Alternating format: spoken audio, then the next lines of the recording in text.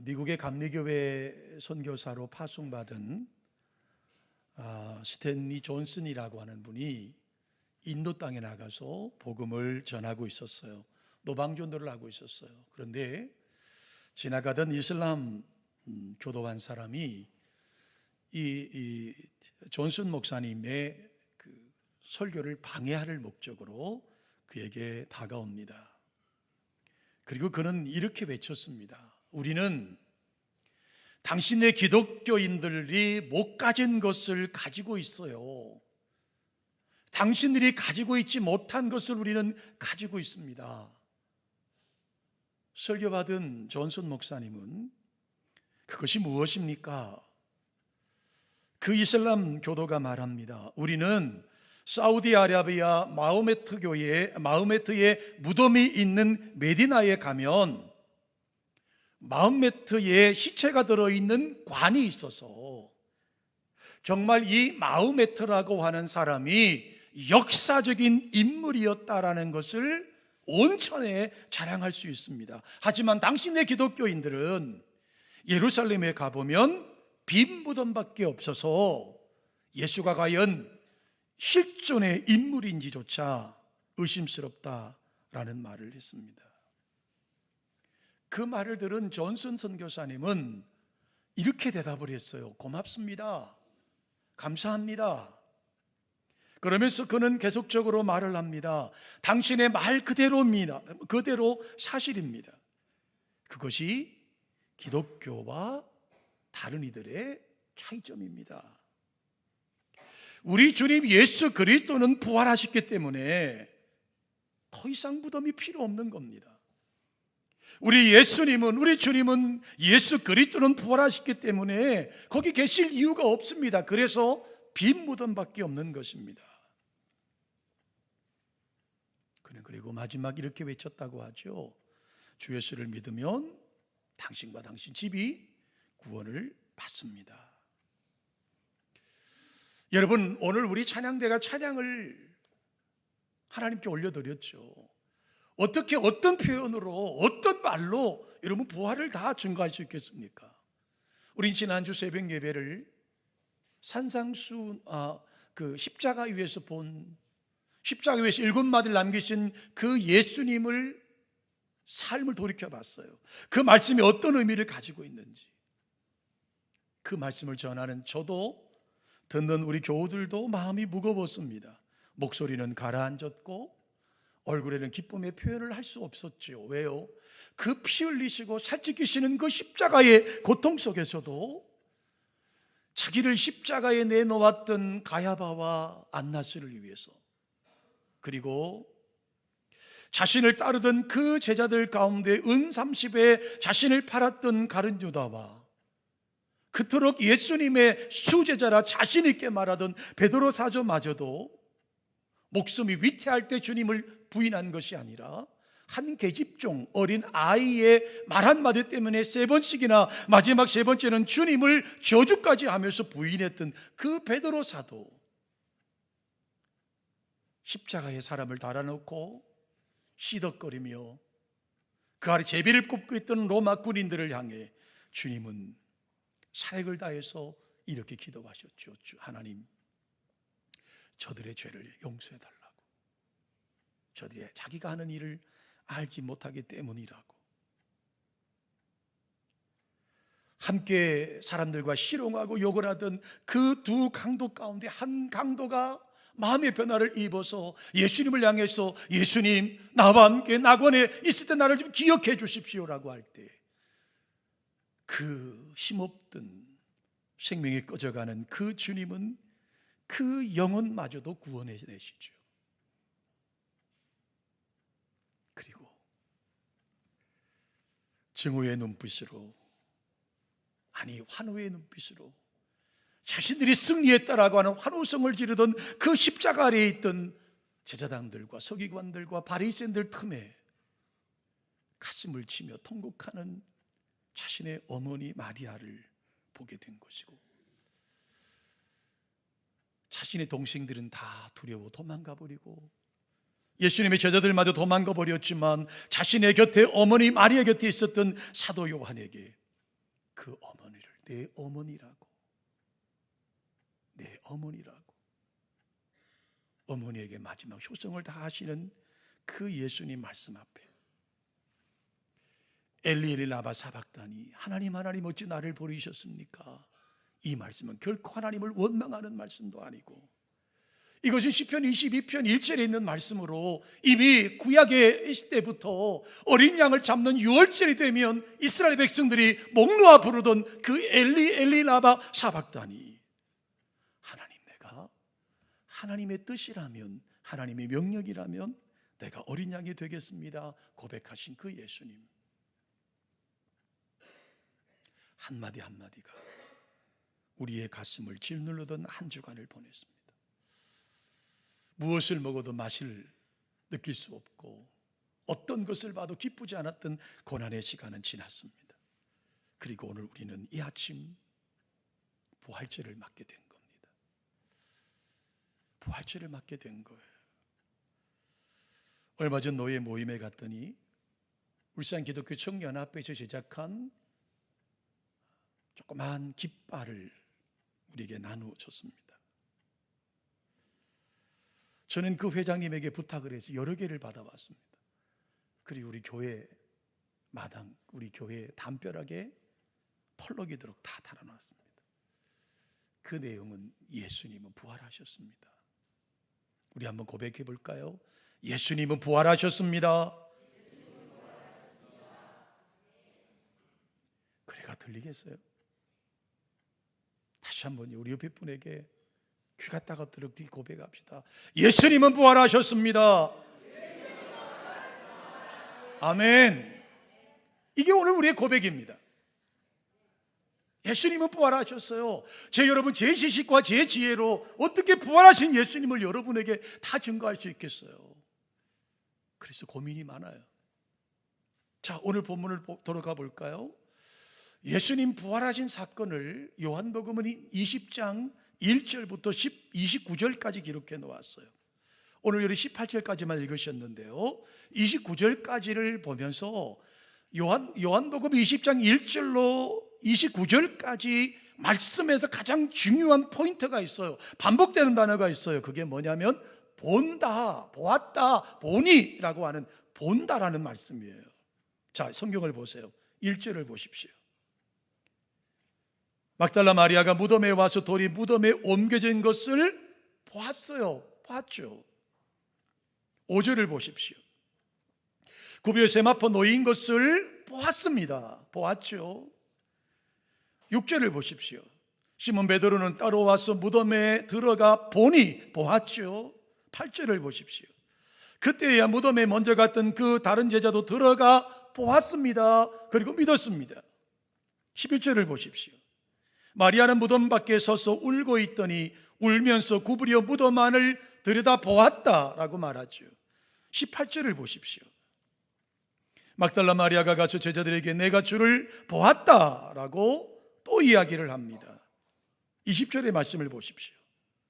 이 말씀을 하시고 손과 옆구리를 보이시니 제자들이 주를 보았다라고 말하지 않습니까? 25절을 보십시오.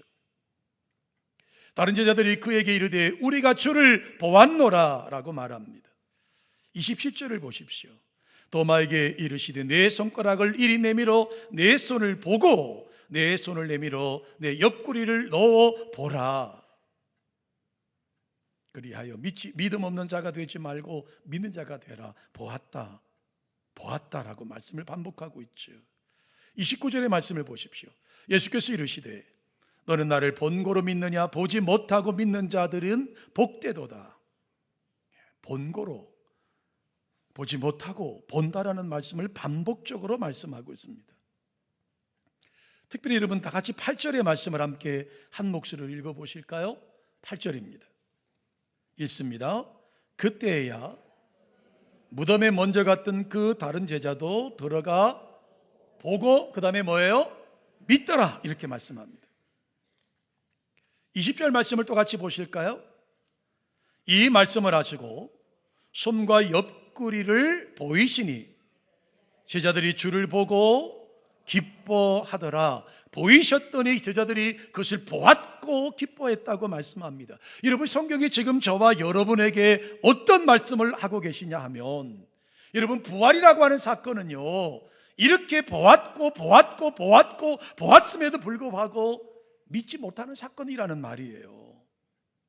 부활 사건이란 죽었던 예수님이 십자가 위에 피 뿌리고 살찌 쓰고 피 흘리셔 돌아가신 그 예수님이 살아난 이야기는요, 이렇게 보았다고 반복하고 있음에도 불구하고 여전히 믿을 수 없는 사건이라는 겁니다. 자, 오늘 본문, 저는 사복음서를 다 오늘 언급하려고 하지 않아요. 요한복음에 있는 말씀을 가지고 말씀을 여러분에게 설명드릴게요.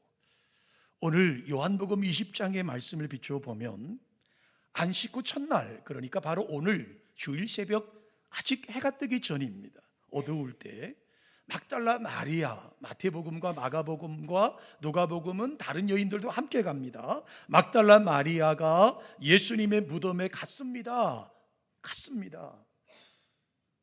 그런데 그 어두컴컴할 때 주님이 묻혀있던 그 무덤, 여러분, 이스라엘 사람들의 무덤은 우리처럼 땅을 파는 무덤이 아니라 동굴의 개념이에요.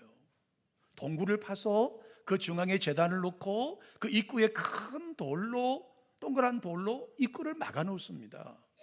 왜냐하면 거기는 계속적으로 가문이 쓰는 무덤이기 때문에 그렇습니다. 어쨌든 막달라 마리아가 안식 후 첫날 아직 어두컴컴할 때 이 무덤에 달려갔습니다.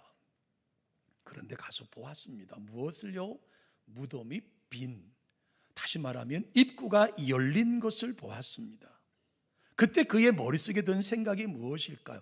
아, 말씀하신 대로 부활하셨구나가 아니라 누군가가 주님의 시체를 가져갔겠군이라고 생각했습니다. 그 무덤이 열린 것을 보았습니다. 그런데 예수님이 부활하셨다는 말씀이 떠오르지 않아서 누군가가 시체를 옮겨갔구나라고 생각을 했습니다. 왜냐하면 막달라 마리아가 생각하는 무덤은 인생의 끝이라고 생각했습니다. 사람이 죽으면 그것으로 끝난다고 생각을 했습니다. 그러므로 이 무덤이라고 하는 개념은 막달라 마리아에게 있어서 바로 인생의 끝, 사람을 매장하는 장소였습니다.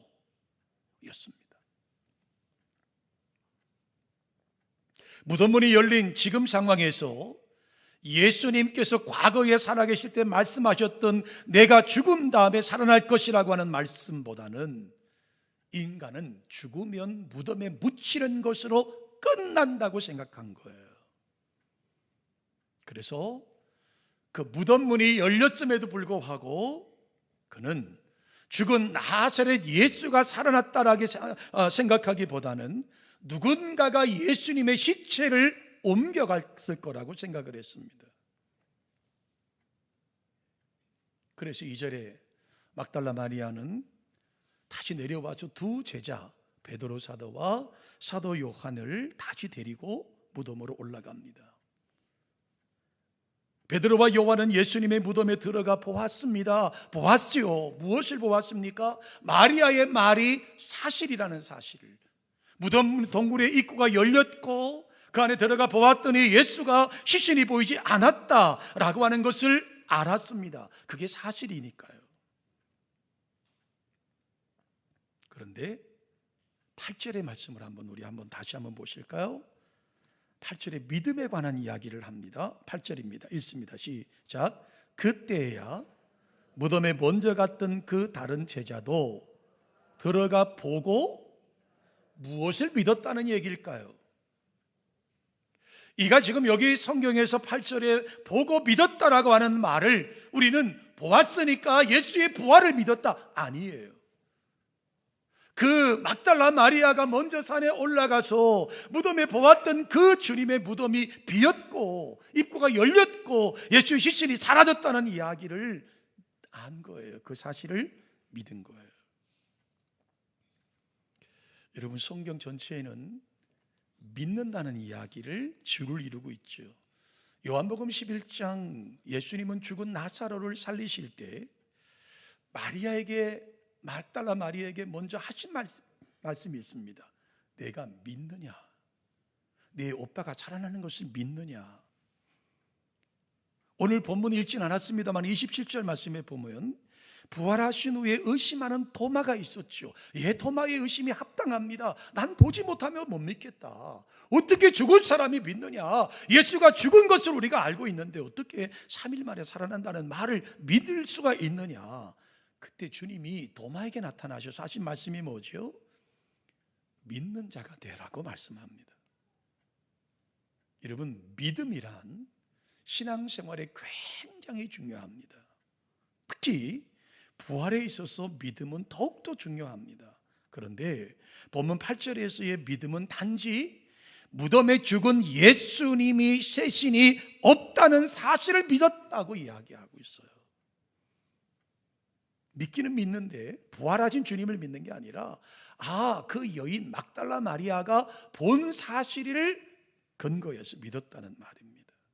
그런데요, 사도 요한은 9절에 그렇게 된 이유를 설명하고 있습니다. 같이 9절 우리 한 목소리로 한번 읽어보실까요? 그들은 성경에 그가 죽은 자 가운데서 다시 살아나야 하리라 하신 말씀을 아직 알지 못하더라 설명하고 있습니다. 빈 무덤이 그들에게 예수님이 다시 사신 것에 대한 믿음으로 연결되지 못하는 까닭이 뭐냐? 왜 그들이 지금 믿지 못하느냐? 성경의 말씀을 들었음에도 불구하고 이해하지 못했다, 알지 못했기 때문이라고 말합니다. 제자들이 예수님께서 하셨던 말씀, 예수님께서 생전에 하셨던 말씀을 알고 믿었다면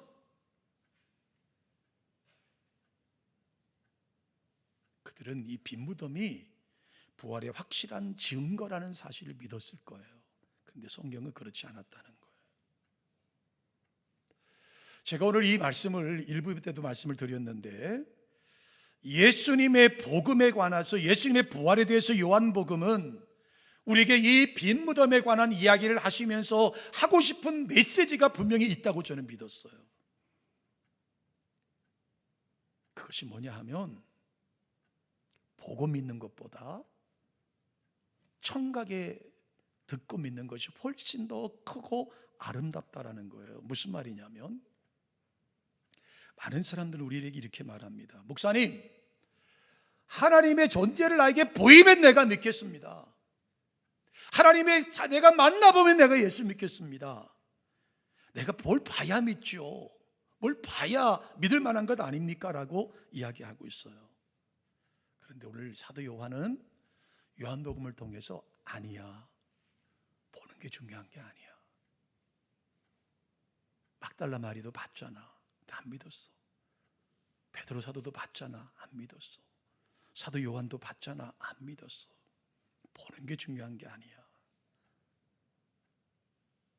여러분, 본문 11절과 12절의 말씀을 보시면 울고 있던 마리아는 구부려서 무덤 안을 들여다보았죠. 거기서 천사들을 보았습니다. 두 천사가 예수님의 머리편과 발편에 앉아 있는 것을 보았습니다. 하지만 마리아는 그것으로도 예수님의 부활을 알지 못했습니다. 천사들이 예수님의 머리 쪽과 발 쪽에 누였던 그 제단 위에 앉아 있음에도 불구하고 보았습니다. 그런데 믿지 못했습니다. 알지 못했습니다. 단지 막달라 마리아는 천사들에게 이렇게 질문합니다. 누군가가 시신을 가져간 것 같습니다. 심지어 본문 14절에 부활하신 예수님이 직접적으로 마리아에게 나타나셨음에도 불구하고 예수님을 마리아는 알아보지 못했어요. 심지어는 그가 이 동산 관리직인 줄 알았습니다. 그래서 그에게 누가 가져갔습니까? 라고 묻지 않습니까? 그때 예수님께서 마리아의 이름을 부르십니다. 마리아야. 그러자 비로소 그때 이분이 죽었던 그 예수가 살아나신 분을 알게 되었어요. 우리는 여기서 마리아가 부활하신 예수님을 만나게 되는 예수님을 대면함에도 불구하고 알아보지 못했던 것에 대해서 우리는 왜 그럴까를 논하기 이전에 사도 요한이 두고두고 오는 크리스찬들에게 이 말씀을 기록하면서 하나님의 의도가 뭘까를 파악해 볼 필요가 있습니다. 그게 뭐냐 하면 예수님이 모습을 직접적으로 보이신 시각적인 요소보다는 오히려 마리아야 부르시는 청각적인 요소가 더 강하게 작용됐다라는 말이죠. 무슨 말이냐면 결정적으로 마리아가 부활하신 예수님을 알아보게 된 계기는 그녀의 이름을 부르셨을 때라는 말이에요. 본 것이 아니라 그의 귀에 마리아야라고 부르시는 그 음성을 들을 때 부활하신 예수님을 알게 된 거예요. 성경은요, 로마서 10장 17절에 이렇게 말씀하고 있습니다. 믿음은 어디에서 나오나요? 들음에서 나와요. 믿음은 들음에서 나며 들음은 그리스도의 말씀으로 말미암느니라. 여러분, 저는 이 말씀을 준비하면서 얼마나 두려웠는지 모릅니다. 왜요? 여러분은 교회에 오셔서 하나님을 만날 수 없어요. 여러분, 여기에 하나님이 계심을 믿음에도 불구하고 우리는 눈으로 보이지 않습니다. 여러분이 이 교회를 나올 때 여러분이 볼 수 있는 것은 우리의 안내하는 분들, 우리의 찬양팀, 우리의 찬양대, 그리고 기도하는 장로님, 그리고 말씀을 선포하는 주의종의 설교밖에 없습니다. 그런데 이 로마서는 이렇게 말합니다. 믿음은 들음에서 난다, 보는 것으로 아니다. 그러면 이 설교자가 가장 많은 시간을 할애받고 가장 많은 시간에 예수님을 소개하는 제가 얼마나 중요하고 제가 얼마나 열심히 살아야 되는지를 오늘 본문을 통해서 보게 되는 거예요. 바로 사도 요한이 이 요한복음서 20장을 하나님께서 기록하게 하시면서 우리에게 말씀하고 있는 것이 무엇이냐면 이 부활에 대하여 부활하신 예수님을 직접 보는 것보다 말씀을 통해서 아는 것이 더 중요하다고 이야기하고 있는 거예요. 여러분, 빈 무덤을 보고 두 제자는 내려갑니다. 10절의 말씀에 보면 이에 두 제자가 자기들의 집으로 돌아갑니다. 빈 무덤을 보았음에도 불구하고 돌아갔습니다. 빈 무덤은 두 제자에게 더 큰 실망을 안겨주었습니다. 아마 무슨 말씀을 나누는 줄은 알 수 없겠지만 우리의 관점으로 보면 그렇지 않았겠어요? 야, 우리가 그토록 따랐던 예수가 십자가에 처참히 죽는 것도 가슴 아픈데 어떤 놈이 세상에 시체마저도 가져가 버렸구나. 빈 무덤을 보다니 절망이로다, 절망이로다라고 말하지 않았겠어요? 다시 말하면 빈 무덤을 보고 돌아가던 그들의 발걸음은요, 희망이 없습니다. 그들은 십자가에 실망을 하고 빈 무덤에 실망하고 지금 돌아가고 있는 거예요. 그런데 마리아는 돌아가지 않습니다. 그 무덤 밖에서 울고 있습니다. 17절에 말씀하고 있잖아요. 마리아는 무덤 밖에 서서 울고 있습니다. 울고 있어요. 두 제자는 돌아가 버렸음에도 불구하고 막달라 마리아는 지금 울고 앉아 있는 거예요. 여러분, 우리가 종종 뉴스를 보면 해양 사고를 만나잖아요. 어떤 여러분 건물이 붕괴되는 사고를 보잖아요. 여러분, 많은 가족들은요, 마지막 그 신라 같은 희망마저 무너져 버렸음에도 불구하고 포기하지 않는 게 뭐지요? 시신이라도 찾고 싶잖아요. 그래서 장례라도 호하게 치러주고 싶은 것이 사람의 마음 아니겠습니까?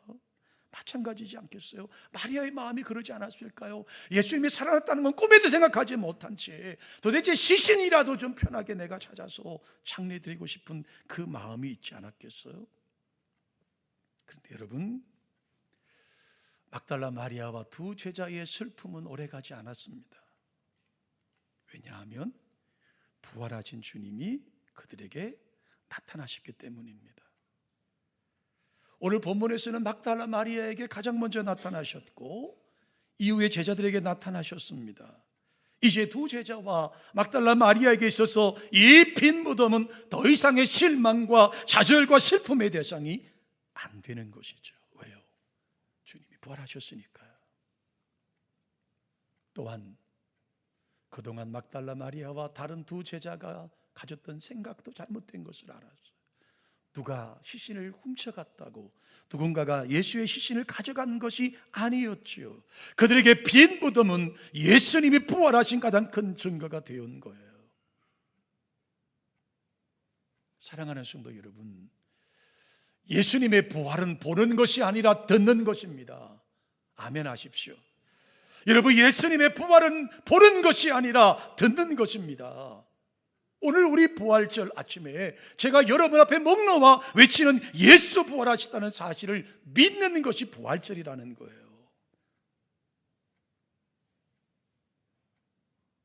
최초의 목격자인 마리아마저도 예수님이 그녀를 불러주심으로 마리아라고 외쳐주실 때 부활하신 주님을 만나게 됐다는 것이죠. 누가복음 24장 20절 이하의 말씀에 보면 같은 상황이 다른 두 제자, 엠마오로 가던 두 제자 이야기를 기록하고 있습니다. 마찬가지 그들도 절망했습니다. 십자가에서 맥없이 죽는 그 주님을 보면서 고향으로 돌아가는 길이었습니다. 그 도중에 예수님을 만납니다. 근데 알아보지 못해요. 알아보지 못해요. 그 주님과 대화하면서 그들의 가슴이 뜨거워졌다고 성경은 말씀하고 있습니다. 그들은 눈으로는 부활하신 예수님을 알아보지 못했지만 그 주님께서 말씀을 풀어 해석하실 때 가슴이 뜨거웠다고 말씀하고 있습니다. 그렇다면 사랑하는 성도 여러분, 여러분은 예수님의 부활을 보고 믿으셨습니까? 아니면 듣고 믿으셨습니까? 예수님은 의심하는 도마에게 나는 못 믿어, 막달라 마리아 하는 말도 못 믿겠고 베드로와 요한이 말하는 것도 못 믿겠고 너희 가운데 내가 빠졌을 때 너희 가운데 오셨다는 말도 나는 믿을 수 없어. 너희가 주님을 너무 사랑해서 그런 거지 헛것을 봤을 거야, 귀신을 봤을 거야, 나 믿을 수 없어. 자, 그때 주님이 도마와 함께 제자들이 있을 때 다시 나타나십니다. 그리고 도마에게 이렇게 말하죠. 도마야, 너 손 내밀어서 내 손에 난 못자국을 만져봐. 내 옆구리에 난 이 창자국을 만져봐. 만져봐. 네 말대로 만져보고 믿는다면 만져봐. 그러나 너는 나를 본고로 믿느냐 보지 못하고 믿는 자들이 복되도다고 말씀하시는 거예요. 여러분, 우리 옆에 분에게 이렇게 고백하실까요? 부활을 보지 않고 믿는 당신이 복된 사람입니다.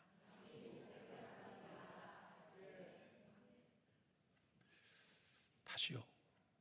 꼭 아멘을 한 명이 안 해요. 참 희한하죠. 다시 옆에 분에게 부활을 보지 않고 믿는 당신이 진짜 복된 사람입니다. 여러분, 아멘 하신 것만큼 강단에 서 있는 저를 위해 기도하셔야 돼요. 왜냐하면 저는 여러분에게 보여드릴 수 없어요.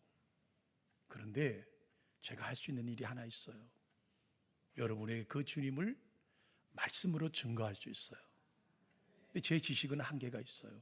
제 지혜는 한계가 있습니다. 지난주에 어떤 분과 대화 중에 그분이 농담 삼아 저에게 이렇게 말하더군요. 야, 드림교회 교인들은 대단한 교인들입니다. 제가 아주 기분이 흡족해서 아니 왜요?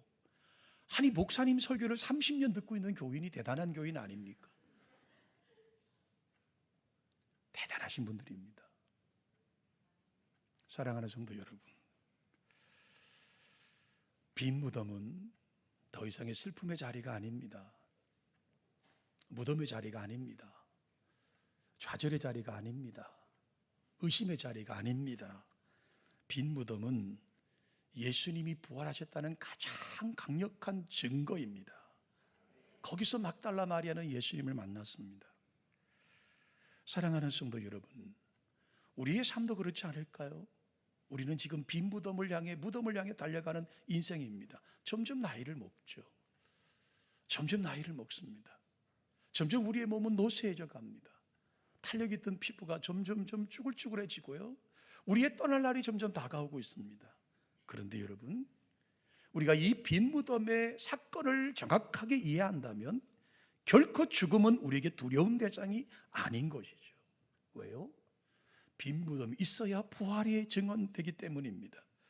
여러분, 믿지 않는 사람들의 삶은요, 죽음으로 모든 것이 끝난다고 생각합니다. 그러므로 죽음이 얼마나 두려울까요?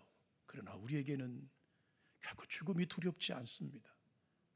왜냐하면 그 죽음 후에 있을 영화로운 부활이 기다리기 때문입니다. 오늘 부활하신 주님은 그 빈 무덤 앞에 와서 울고 있던 막달라 마리아를 만나 주셨습니다. 실망하고 좌절에 빠져 있던 제자들을 만나 주셨다고요. 도망갔던 그 제자를 직접 찾아가셨습니다. 하물며 오늘 우리가 주님 앞에 어떻게 낙심하고 좌절되고 있다 할지라도 주님은 우리를 만나 주실 겁니다. 아멘이시죠? 주님은 우리 만나 주실 거예요. 사람은 우리 손가락질하고 네 잘못이라고, 네가 잘못해서 그랬다고, 너희들 잘못이라고, 그렇게 된 거 당연하다고 말하겠지만 아니에요. 주님은 오늘 저와 여러분을 만나 주시는 거예요. 우리의 상태가 어떻든 실망하고 좌절하고 낙심하고 넘어지고 우리가 혹시 원망하고 불평한다 할지라도 주님은 우리를 찾아오셔서 울고 있는 저와 여러분에게 다정하게 홍목사야 죄거나 나를 보라고 말씀해주고 있는 거예요. 그러므로 우리의 빈 무덤은 더 이상 죽음의 무덤이 아니라 생명의 무덤이고, 더 이상 어둠의 무덤이 아니라 빛의 무덤이고, 절망의 무덤이 아니라 희망의 무덤으로 변한 줄로 믿습니다. 그 예수 그리스도의 부활의 기쁨이 오늘 이날 저와 여러분 마음속에 마음껏 외치는 하루가 되시기를 주님의 이름으로 축원합니다. 고마우신 하나님,